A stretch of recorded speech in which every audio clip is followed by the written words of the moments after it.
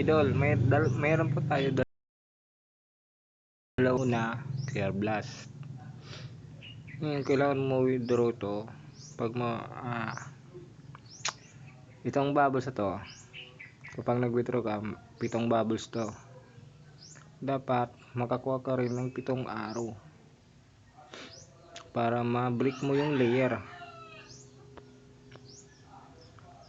Pero bago mo gamitin yung mga araw mo, dapat yung reaction probability maging mataas, halimbawa 70%, para ma-break yung layer. Kung hindi aabot ng ganun kataas na probability, palaging 5%, hindi mo pa yun makukuha yung layer na yan, hindi mo mabibreak, hindi mo ma-withdraw yung 590. Dapat ma-break mo. Ito yung reaction probability ko, 5%, pero hindi ko ginamit yung arrow ko kasi 5% pa lang yung probability, kailangan tumaas kahit mga 50%. Pero yung success rate 100%, pero hindi ko pa ginagamit kasi kailangan talaga maging mataas yung reaction probability para yung bubbles talaga ay ma-break. Kasi masasayang yung araw mo lang, hindi to mabibreak yung layer na yan na bilog kapag maliit lang yung reaction probability mo. Kaya hindi ko pa ginagamit yung isa kong araw. Kung saan naman makukuha yung mga araw, dito lang, dito sa mission. Kailangan mo to,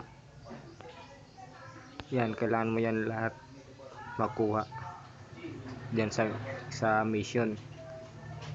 Kahit hindi ka mag-invite, tapos nag-reset siya after 1 day. Ito yung clear blast. Yung pangalawa naman, itong good cut. Kapag makaipon ka dito ng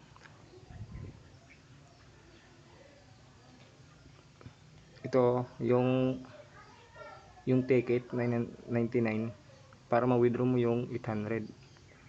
Meron Gcash, Paymaya, GrabPay, tsaka Lazada. Kagabi sinubukan ko na to, yung nga lang palagi talagang hindi makuha. Kaya ngayon subukan ulit natin mag-spin. Kapag mag-spin ka dito sa lottery, kailangan itong withdraw now tumapat. Pero pag hindi yan tumapat, hindi mo withdraw pa. Mag-start tayo ngayon.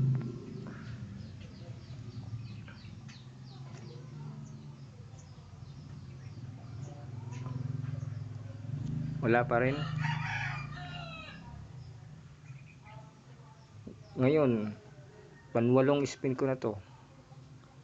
Hindi talaga tumatapat sa withdraw.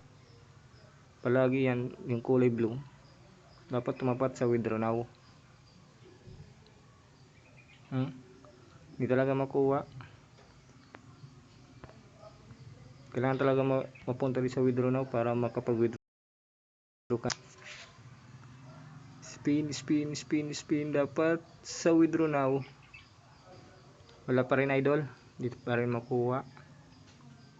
Kaya sayang lang. Pero dito, yung color violet, pwede ka makag-withdraw. Ayan o, yung diamond na violet, pwede sa Lazada. Kapag sa Lazada, ang minimum dito, walang minimum. Pero kung dito ka sa Gcash o Paymaya, ang minimum 200. Pag sa Paymaya, ang minimum 200 din. Pag sa GrabPay, ang minimum 200 din. Sana idol makatulong to sa iyo. Baka naman mag-subscribe. Thank you. Sa ulitin mga idol. Bali iwan ko to yung link baka gusto nyo.